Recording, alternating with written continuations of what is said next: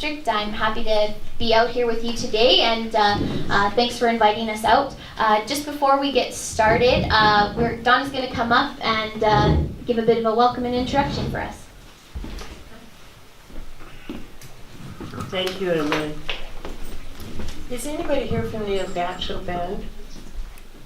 No? I actually got a call from Lori Vaughn this morning, so she basically was putting Gotcha Band support behind Okay. the meeting, but They're not here. not Okay. I'd like to thank you all for coming. I would like to thank the community, and I believe it was this young lady, right? Jane Baker. Jane Baker and Jane Richardson. Leah Simon? Leah, the ladies that called me and asked me if I would please help them organize a meeting here at Nimpo Lake. There's many issues that you wish to discuss, and I thank you for giving me all your letters on what you feel has happened and what we can do different should this ever happen again. This has been an unprecedented year, as we know, throughout the whole province of British Columbia, and in particular in the Cariboo-Chilcotin. It started July 2nd, and it unfortunately hasn't stopped. But it's been a tough time for everyone. I know you've had fears, and you feel that the lack of information has caused a great deal of stress for the people out here in the Nimpo Anaheim area, and in particular the people from Nimpo who have contacted myself. There is levels of process we go through for emergencies, and so everyone is here today to explain what their part is in an emergency situation.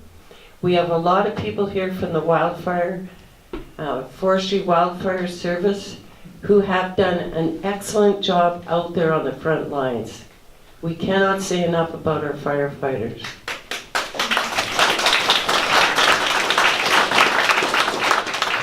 It is not an easy task for them, especially when they look at Facebook and see some of the things that are posted there.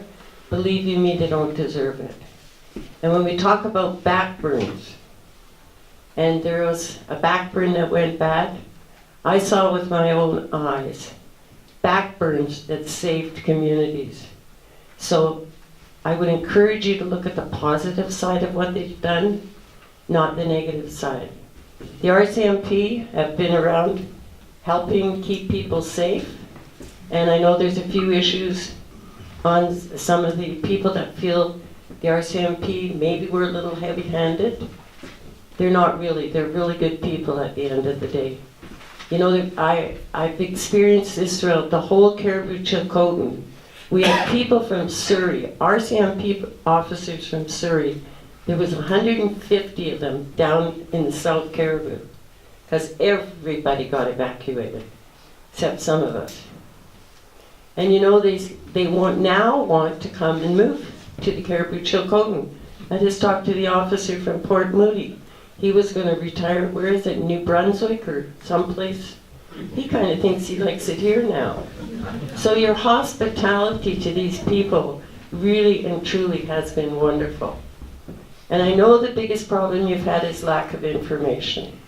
So when there's an evacuation order, there are different levels of government that have different jobs to do. The Forestry has the job of fighting the fire, and hopefully providing information when they can.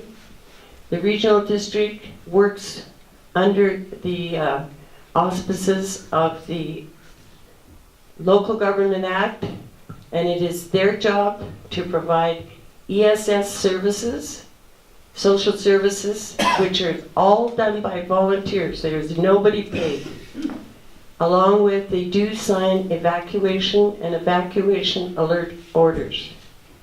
It is my job as the MLA to support the Wildfire Service, to support the regional district, and do what I can to help the whole process unfold in a peaceful, willing manner. So we're here today. I thank you again. I've been in contact with this community by telephone because it's a little distance to drive. I knew you were all safe and well looked after, and that's the main thing. And I know how well you took care of each other. So thank you. We're here to listen, we're here to learn, and I thank you all for your letters. Thank you, Donna. Just before we get started, I haven't never been to this hall before, but and I know some of our guests haven't either, so I just wanted to touch on a few safety things. Washroom is down off the hall there, and the exit's out there in case of an emergency. And I was just going to introduce all the different attendees we have here. I'll do my best to get everybody's names right. We have Phil Foles from the Ministry of Transportation. He's been working also in our Caribou Regional District Emergency Operations Center. We have Tony Falco with the BC Wildfire Service, and he is the operations manager for the Caribou Fire Center. We have Sergeant Scott Clay from the Anaheim Lake Detachment. We have CRD Chair Al Richmond, MLA Barnett, they just met, and we have Ashleigh from the Canadian Red Cross, and her title is the Provincial Indigenous Lead. We also have CRD elected official Roger Williams for representing Area J. And we also have from the BC Wildfire Service, Wes Nimco, who is the incident commander on the West Chilcone complex. We also have other representatives from different organizations. We have Callie Forbes from the Canadian Red Cross. We have Mark Ham, the Deputy Fire Center Manager at the Caribou Fire Center. We have Ken Uvik, who's the Information Officer on the West Chilcone Complex. At the back we have Rob Moore, also from the West Chilcone Complex. Who am I missing? Reg. Oh, we've got Reg Stewart from a representative from the BC Cattlemen's Association. He's also been our liaison in the Caribou Regional District Emergency Operations Center. We have Janice Bell, our CRD Chief Administrative Officer, as well as some other representatives from RCMP, which I don't remember your name, unfortunately. That's okay, it's not important. And anyone else that I might have missed, my apologies, but, oh yes? Mike Needles with the District of Agriculture, working out of emergency operations. Perfect, thanks. I mentioned Janice, yep. I think that almost covers everybody, hopefully. So thanks for inviting us out here. We're really happy to be out here and answer your questions. And before we get started, Donna touched on a lot of things already, but I just wanted to let you know that the Caribou Regional District does plan to have future meetings going forward, debriefing the fire season in lots of our communities. So I just ask that as we just keep as we go through the presentations and we allow time for questions, that you just remember, think about what needs to be said here at this meeting as we're in the middle of fire season versus what needs to be said down the road when we debrief, and think about the lessons learned and what we can take away. Like Donna said, hopefully this won't happen again, but it's important to think through those lessons learned.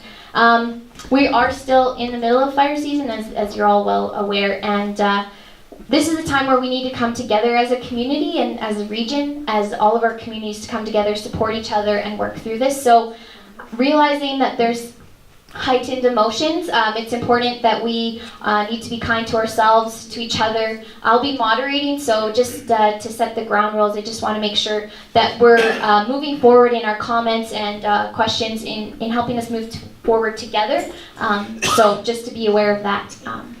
So I think with that said, we will get started. We're going to try to keep the presentations as short as possible to allow the most time for questions. We'll have the different agencies give an update, allow some time for questions. The elected officials give an update at the end, and then allow some further time for questions. There's going to be a mic over here if you'd like to come up and ask a question. Diane is our note taker here, so please make sure you state your name and your question just so that she can keep track of that. And then if you'd like a copy of the minutes, we're also recording it. That'll be posted on the Caribou Regional District website. There's a sign-up sheet at the back if you want to write your email address or other people's email address. We can send them the notes afterwards. So, all right, without any further business, I will invite Wes up, or actually, sorry, Tony is going to come up from the BC Wildfire Service. Thanks, Tony. Thank you, Emily. Thanks, everybody, for having us out here today. So I'm from the Northwest Fire Center. Like many other people, I'm down here to help with the fires, and I've been down for almost right from the first week after this all started. So what I'm going to do here is I'm going to give a general overview of the fire center and what's going on with some of the other fires, and then I'm going to turn it over to Wes, and he'll get down to the specifics on his complex. So I just want to start off first by just talking about the weather leading up to all of this before the lightning on that day. So, you know, the province, and in particular the Caribou Fire Center, had experienced some pretty severe drought conditions, to the point where, you know, our build-up index, or the amount of what we measure for fuel that's available for consumption, through the roof. I can't understate that. It was something that we were all looking at going, oh man, this could get pretty serious. And unfortunately, when that lightning storm came through, everything happened all at once. I mean, everything. So with that in mind, I'll just go through what happened. So when the lightning came through, it was to be frank, it was overwhelming for us. It was, we had fire reports everywhere. It was crazy. You know, we had industry and the locals helping out and on their own going out and actioning fires, which is great, and we really, really appreciate that for sure. In the Caribou Fire Center right now, we have approximately 1,860 firefighters, 60 aircraft, and approximately 180 pieces of equipment currently working on the fires. Some of these ones are, as you can see, are fairly big. I'll start way over in the east, where it's much wetter environment. Those fires, you know, they're all looking really good, and we don't expect too many issues there. Coming around to the south in the Hansville fire, that fire continues to give us a challenge. In particular on the south and the very north. And the reason for that is just because of that fuel type that's out there, that pine beetle attack wood, half of it's standing and half of it's on the ground. That's a real challenge for us to contain. However, having said that, they are making really good progress on that. And the only areas of that fire that's left to be contained are the very northern finger and right at the very south end. So hopefully, you know, we get that buttoned up. Over to the north on the Plateau fire, that was, I think it was 19 fires. Some, you know, were in the 2,000 to 5,000 hectare range, and some that were much smaller. On August the 12th, they all, because of the wind event that we had, they all merged. So it actually started on February the 11th. We had that whole week was fairly warm and dry with low relative humidity. August 11th. August 11th, I'm sorry. and so it kind of warmed everything up. And when that cold front came through, and a cold front is basically a system that comes through and pushes a lot of wind ahead of it, and it's dry wind. And that's for firefighters. That's something that, you know, it makes the hair stand up in the back of our neck. Really, it does. So when that happened, and we had that continuous wind the night before and all day Saturday, it was a pretty phenomenal event that happened. And we had recorded fire runs of over 40 kilometers, which is really unheard of. And once again, it was a combination of the wind and the fuel type, those continuous red or gray and green fuel type, which is, from a fire perspective, it had everything. It had wind and fuel line, and Mother Nature just did its thing. Fortunately, through all that, you know, the community of NASCO is still there. You know, there were some losses, I am afraid to say. There were, which is very unfortunate. So, moving forward with this, we're into it for, I think, quite a while. What we really need is a major rain, and what I'm talking about is rain for a week, 100 mils plus. It's just so dry that even the few sprinkles that you can get, and we've been through it before a couple of times now, where we've had as much as even 22 millimeters on parts of the Hansville fire, and a week later it's exhibiting extreme fire behavior again. That's happened twice. So that's just how dry it is out there. Now, the weather for today, earlier on in the week, the weather forecaster was forecasting a cold front. We don't like to hear that. But as we move closer, they've backed off on it. Now, what they're calling is for a low passage. So a low is gonna move through the area and kind of anchor itself in the southeast corner of the province. So although it's not a cold front, it will be associated with winds. And the tricky part about it, as the low moves across, the winds are going to start out basically from the west and go all the way around to the south and potentially come at us again from the northeast. Very unstable conditions. In addition to that, they're also forecasting thunderstorms. Not so much out here. It's, I think, starting basically at 0% chance along the mountains, and as you move inland towards Williams Lake, about 30%.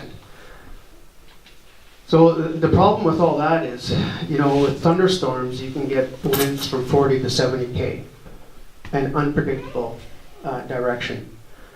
So when it comes, we have to factor all those things in when we consider recommending evacuation orders. We always have to let weather and forecasted fire behavior drive our decision making. It's not an accurate science, for sure. For example, on August the 12th, we did expand some evacuation order areas in anticipation of the fire behavior because of the wind. Now, as you can see, some of the fires didn't really grow. The ones around here didn't. They did, but not near as much as some of the other ones did. So it's a really difficult decision. Sometimes, you're darned if you do and you're darned if you don't. But, we can't, I always say, weather drives fire behavior, and the values at risk, determine what your decision is. And we always, the first priority for all of us is responder and public safety first. It was precipice fire. More recently, it's been the clean and clean fires, what we're calling Creek, Stick, and Turkey Speak. We're keeping the two separate. I basically am trying to send out fire updates to all the people on my email list in 4 communities. And anything that I get from the Caribou Fire Center is at least 2 days old. I've been waiting the last 4 days. There's been nothing on the clean and clean fires. There's been on all the other fires, but not the fires that directly affect us. And particularly the citizens of Clean and Clean who have been under evacuation orders for the last 39 out of 44 days, which is pretty unbelievable. So why are you not even bringing up Clean and Clean in this particular? We do have winds right now that are blowing, that are going to blow that fire up to the southwest. And it is going to move toward Clearwater Lake or toward Charlotte Lake. But that's not even brought up here. No, thanks for that. So we do our best to provide information, and I will admit, at times it hasn't been adequate, not just for this community, but for other communities. Now, you're going to get more information here. Wes is going to talk specifically more about the fires locally. And one thing, and I'm glad you just brought something back into my head. So the Clean and Clean and the Colwell fires and the Precipice fire, originally it was, I want to thank all of the locals for all of the work they did on that fire, because really they were on their own. They really were. And really, if you look at the size of those fires compared to some of the other ones, I think there's some credit due there. And so I really want to thank everybody for that. As far as information, information it's a tricky, and I know how important it is. And we do try. And guess we could have done better.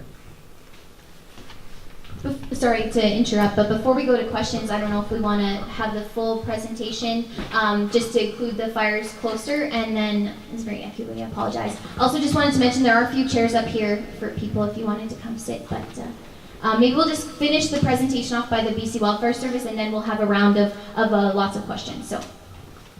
Thanks. I have a question for him. Okay. He has the general overview, I guess, and my question is, Sure. were there any human lives that we lost? No, None. no, and no serious injuries. In comparison to Portugal, 62. Thank Thanks. you.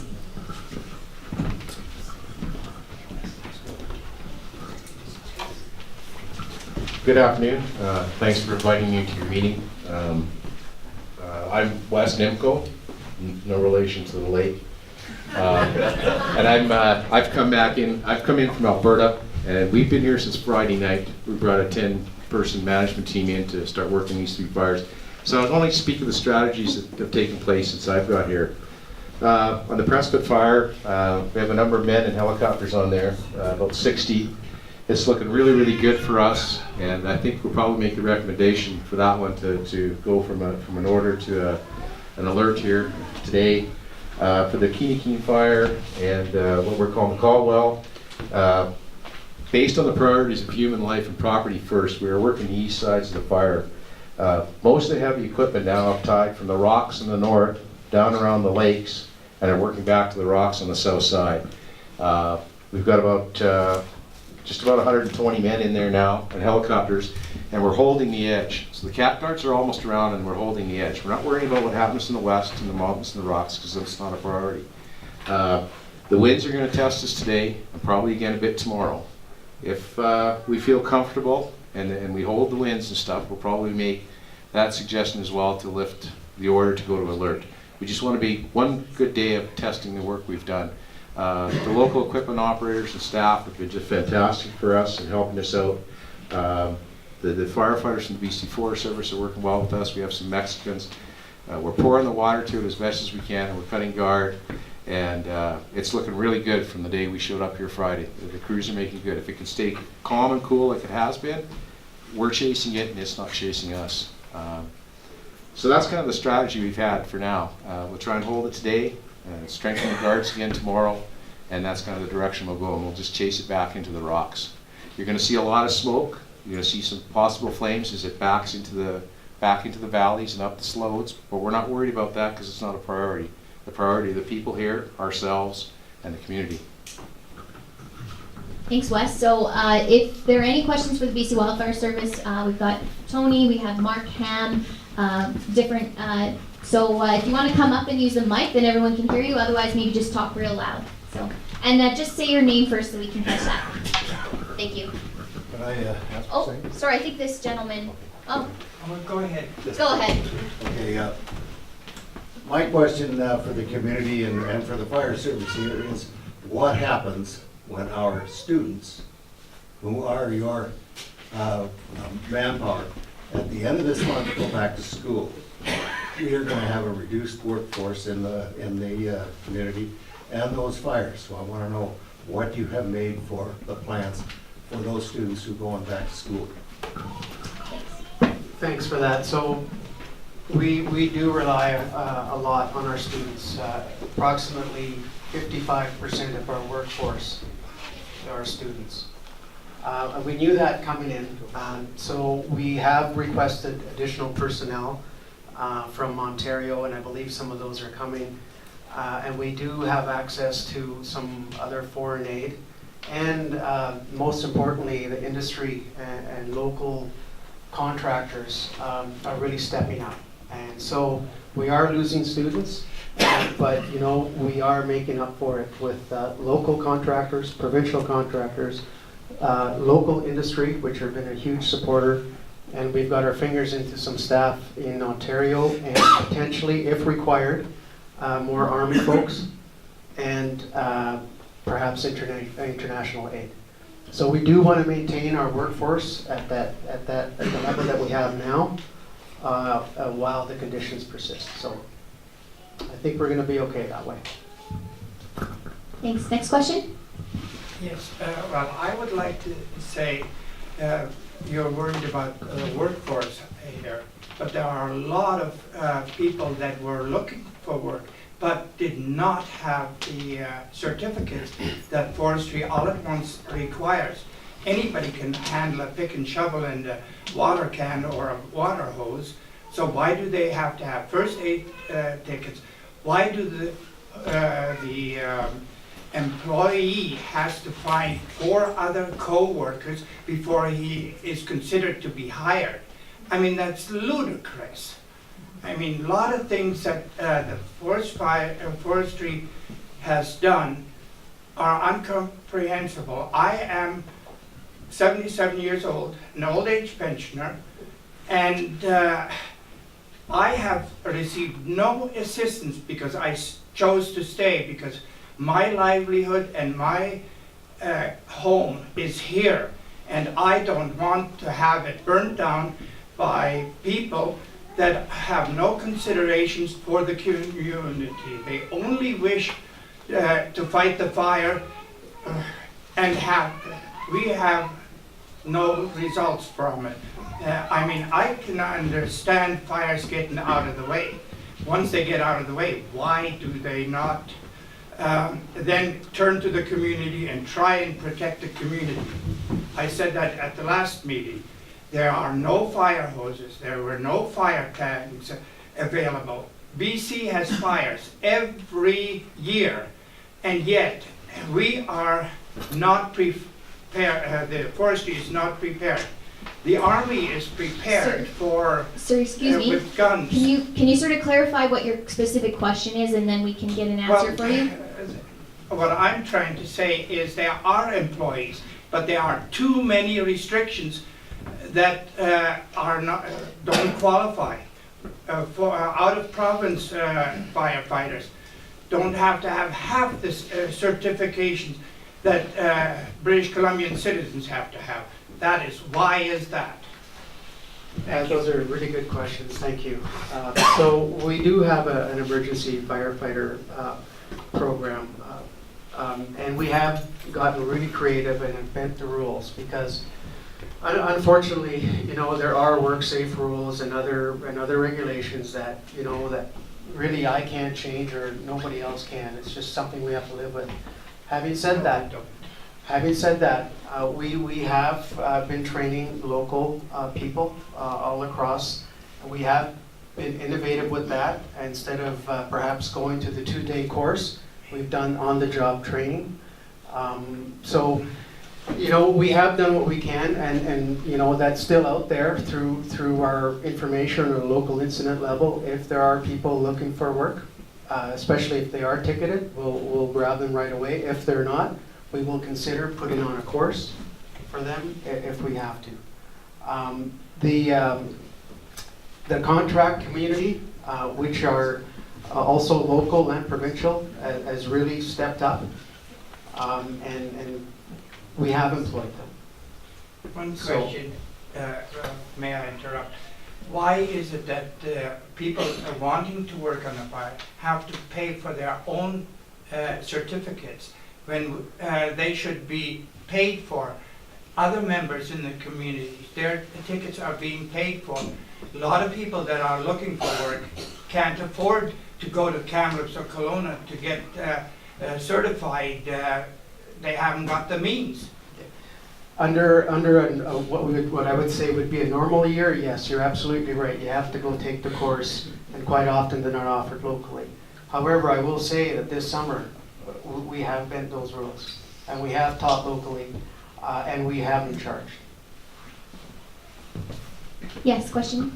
Doesn't this just speak clearly to the need for volunteer fire departments in many of these communities where in off seasons when there aren't fires, these people can be trained, and there can be liaisons between the Forest Service and these local departments, and we could actually develop a trained response at a local level.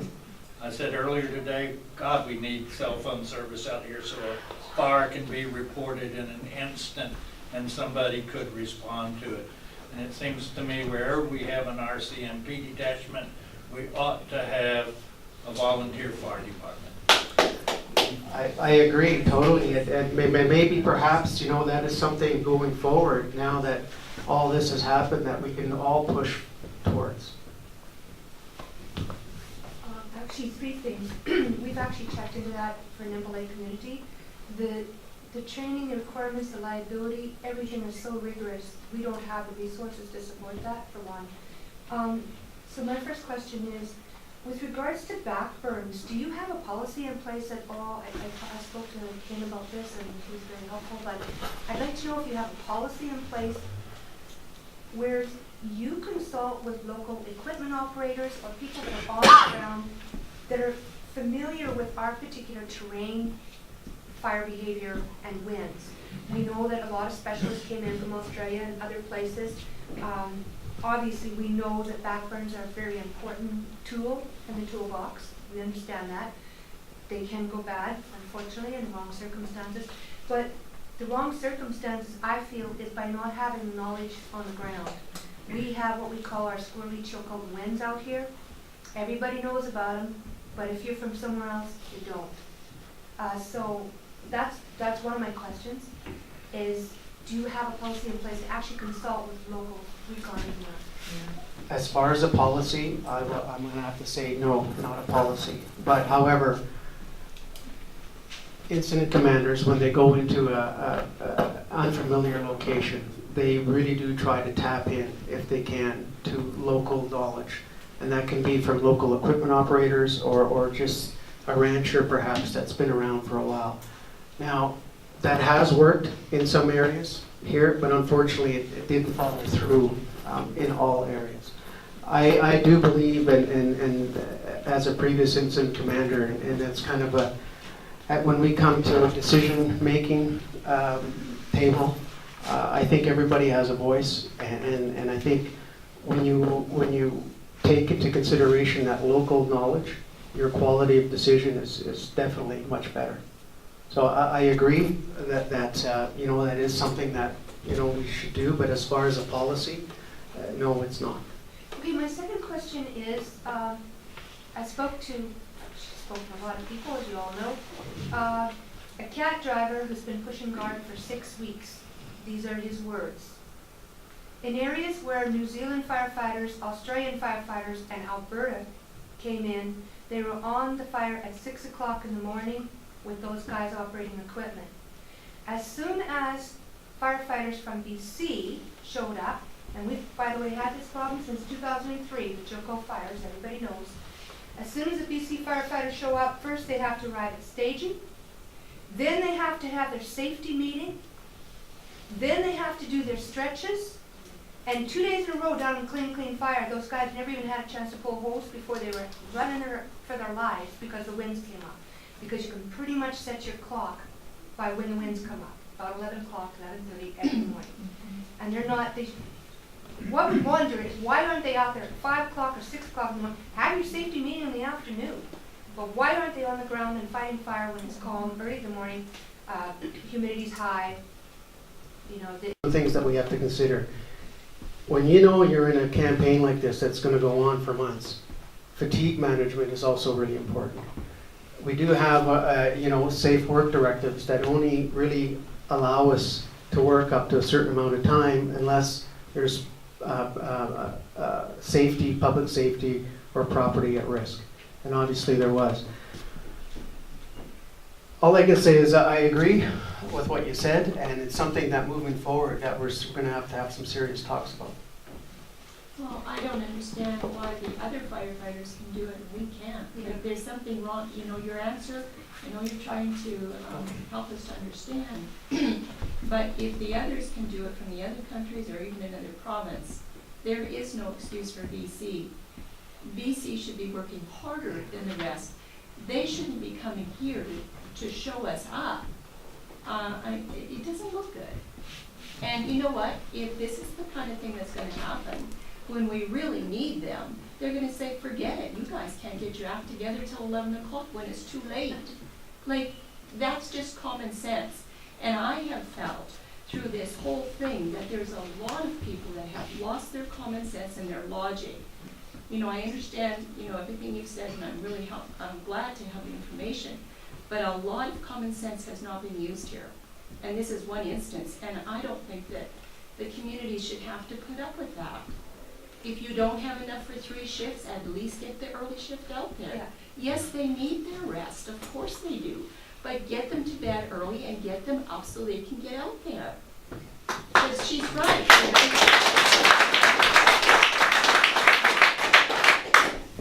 When are you going to change it? Next year? Or can you do it?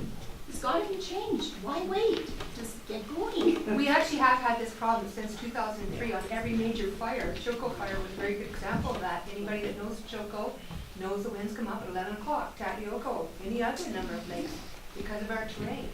And we were complaining then about these safety meetings, the time to take staging, the stretching exercises, and nobody got to fight fire. If you don't have the resources, then shift the time. I mean, surely to heavens, these guys can get up at 5 o'clock in the morning. You got me. I don't have a response other than I guarantee you that this is not the only place that we're having this conversation.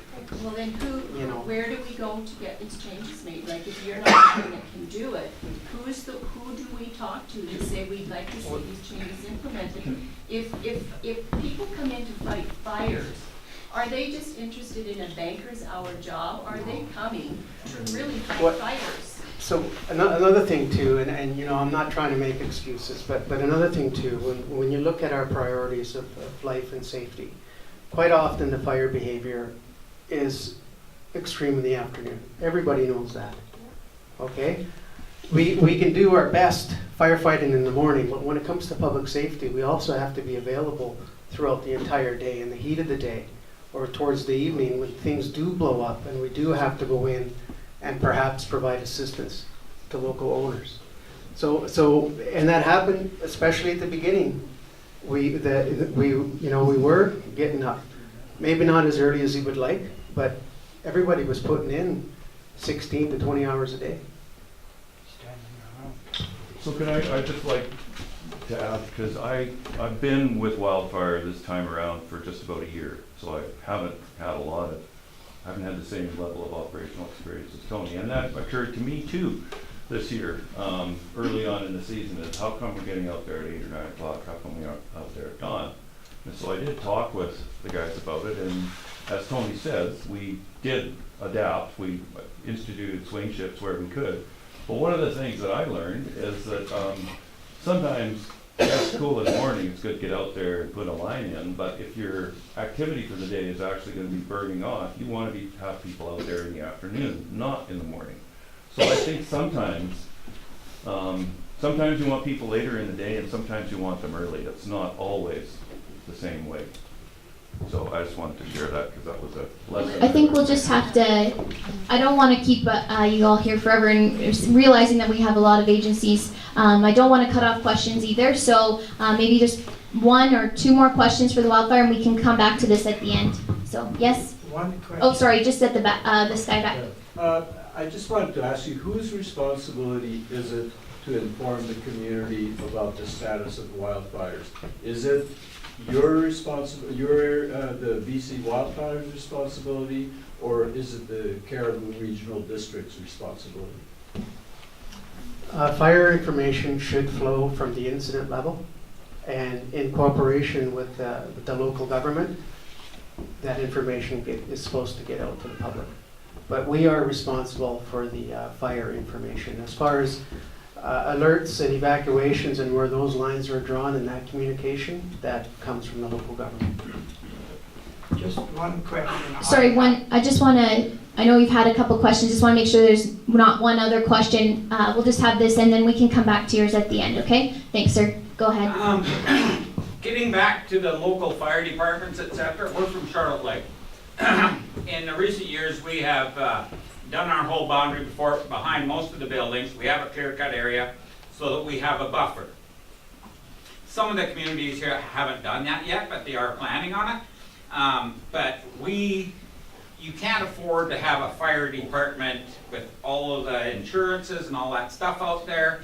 Prices on hoses and all the stuff that you guys use in the bush is exorbitant. I've been working on this for 3 months, trying to find cheap stuff, and the only place you can get it is in the States.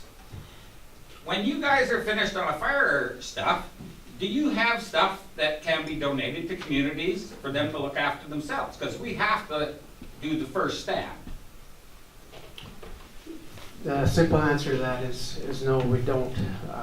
We all our equipment, hoses is refurbished, tested, and then put away for the next year for us. All right, sorry. One last question for the BC Wildfire, and then we'll keep on going. Have you have you no influence on park sport? The precipice fire would have never happened to the stage that it is now if the fire would have been fought at its source when it was small. Due to parks policy, fires aren't fought. But fires do not respect park boundaries. They go into communities, and that should be stopped. Can't you get onto park sport and insist that fires close to habitation should be protected? Plus, here we have this is a little bit out. We have the SPCA would be very concerned the fire in the park. Animals die in it, and the fire destroys their food supply. Animals come into communities, and what happens to those predators? They get shot. Now, is that fair to everybody concerned? So you should insist that Park Sport change their rules and fight fires in the park as well when there are communities surrounding the park. Yes, unfortunately that's beyond my scope.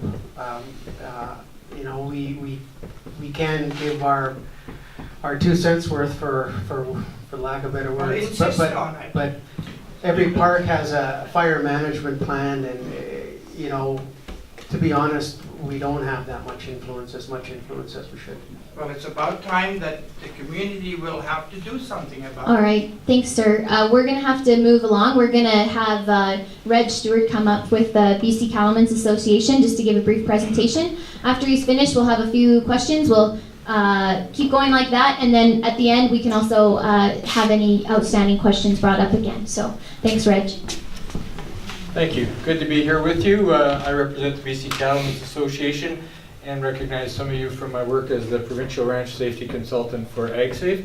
And so it's good to see you and to be able to be here and just give you a little bit of an understanding of what we've been able to achieve with the cooperation of the Caribou Regional District, the ministries involved, including the Ministry of Transport, the police agencies, the fire service. So I was brought into the Emergency Operations Center 31 days ago, and the goal was to have an understanding of how we could work with and cooperate with the ranchers that were in the area, given the fact that there was a tremendous amount of livestock at stake, and how we were going to do that. So we developed a system to be able to work with, liaise with, and enable them to continue their work. So that's been a large part of what I've been doing.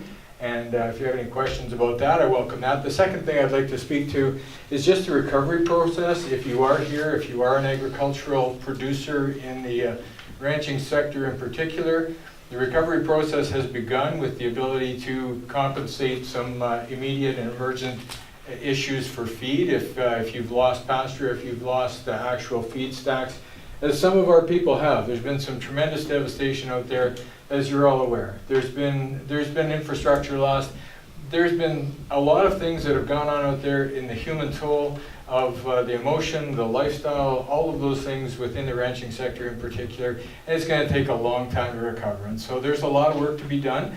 We've commenced that, and I have with me one of the members of the Ministry of Agriculture, and Mike is at the back there. Mike just raised his hand there. So if you have any issues surrounding the transportation, evacuation of livestock, or if you have any needs with regard to feed, please check with Mike at the end. He'll give you some forms that you can complete and that you can submit as we begin that recovery process, which, as I say, is going to take an awful long time. So my privilege to work with some of the people behind me here, and my privilege to work on behalf of farmers and ranchers in the province of British Columbia, and in particular within the Cariboo Regional District, and the efficient methodology that we've been able to put together to ensure that the ranchers could attend to some of those pressing issues as they pertain to the livestock. We don't know what the losses have been out there. We don't have numbers on that. And as many of you know, part of my life is I'm also a working cowboy for a couple of the big outfits there.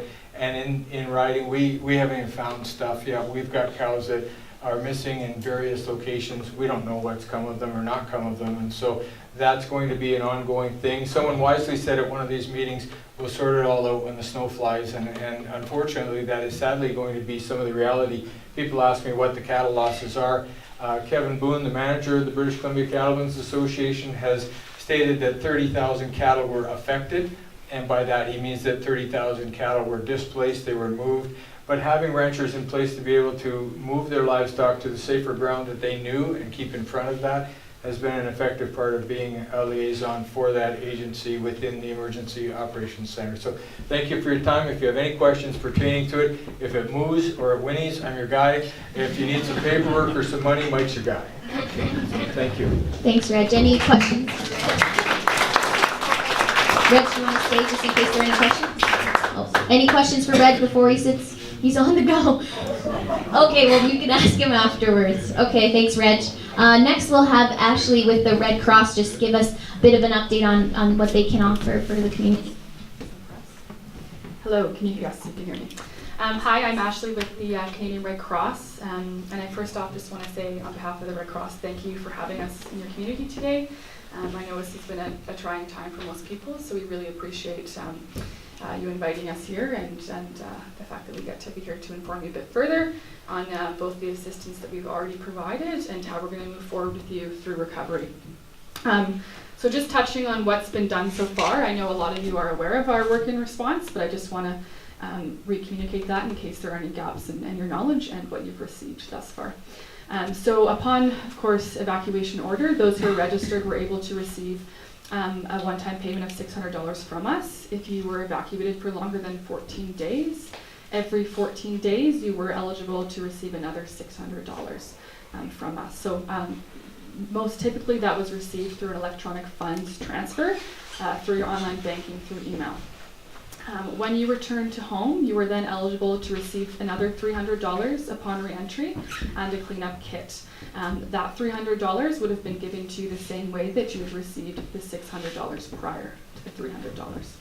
And if there are any individual questions around receiving assistance or lack thereof thus far, I would love to chat with you about that afterwards, as I know we are quite sensitive on time and there will be a few individual concerns that will need to be touched on. Now, moving towards recovery, as many of you know, it's quite a bit different process than response, and I do just want to say that as the Red Cross, we are going to be here for you for the months and years to come. This assistance does not just drop off because you've returned home. We do have a recovery piece moving forward, and that's going to unfold as time goes on, but we do have some processes and programs in place now. Moving forward, with the generosity of the Government of Canada, of course, we have been able to provide assistance, and we will continue to do that on a case-by-case basis for those who need emergency relief right now in recovery. We've also launched a few programs, particularly so the Community Partnership Program, which provides grant funding to communities to do emergency relief and other activities to help support the community to rebuild. In addition, we also have the Support to Small Businesses program, which provides one-time grant funding, an emergency grant to small businesses, not-for-profits, and on-reserve First Nations and cultural livelihoods. So that's a really cool piece that we've just rolled out. It's going to be really impactful for many people. And I do want to encourage you to take a peek at that. We do have information at the very back as you're on your way out. I just want to point this out to people. We have a Support to Small Businesses infographic. So if you are involved in small businesses, not proprietors, nonprofits, please do take a peek.